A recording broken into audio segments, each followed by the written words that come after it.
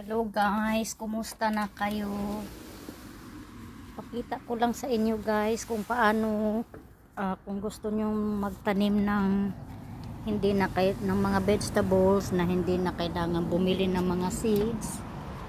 Ito po yan guys, ito yan guys. Oh.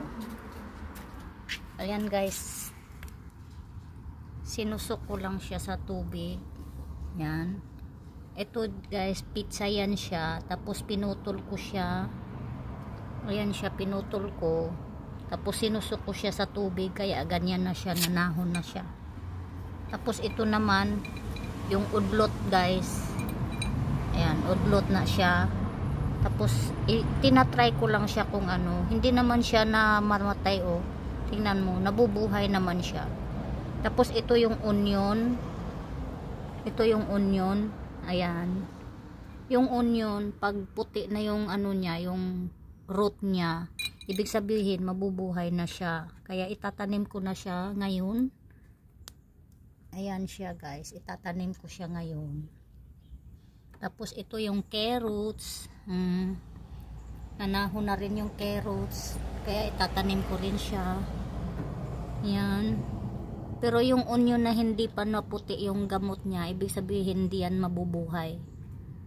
Kaya yan yung mga tanim ko guys oh. Yan, onion, kamatis. Yan, ang dami kong tanim guys. Ito yung garlic. Yung garlic na nangana siya oh, pero ang payat niya. Kailangan pa ng ano. Wala kasing abono. Kaya ito, kamatis, ang dami ko pong kamatis. Yan. Ito yung celery ko rin guys. Bumili ako ng celery. Tapos inano ko siya. Pinutol ko rin siya. Ginulay ko yung ano.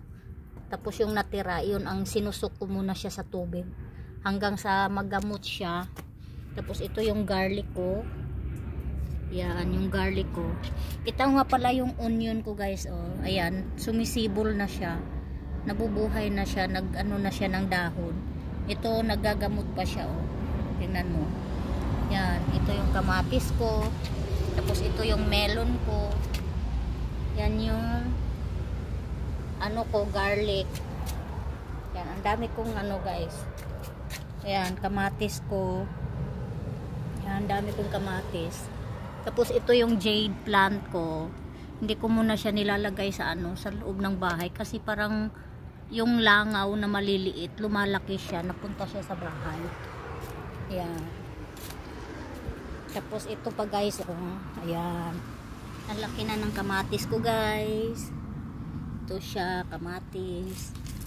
Ayan, jade plant ko. Ayan. Tapos ito yung ano ko, peace lily. Ilalagay ko rin to siya sa loob ng bahay.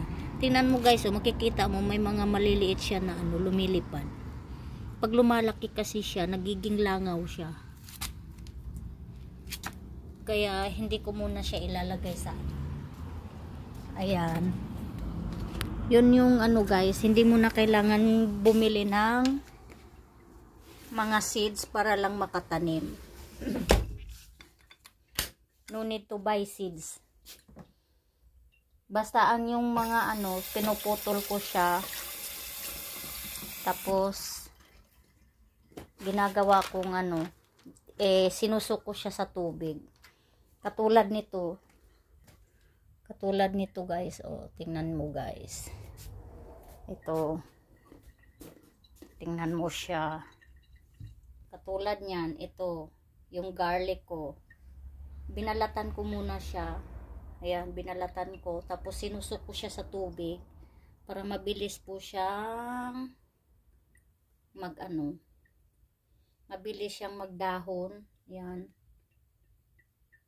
Tapos ito yung ano ko, yung jade plant ko, sinusok ko rin siya sa tubig para pag may gamot na, saka ko siya i-transplant. Pag nagagamot na yung jade plant ko, i-transplant ko na siya.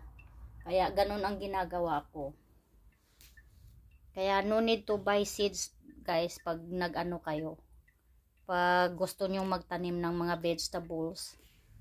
Yan, thank you. Tips ko lang sa mga mahilig magtanim ng ano, mga gulay.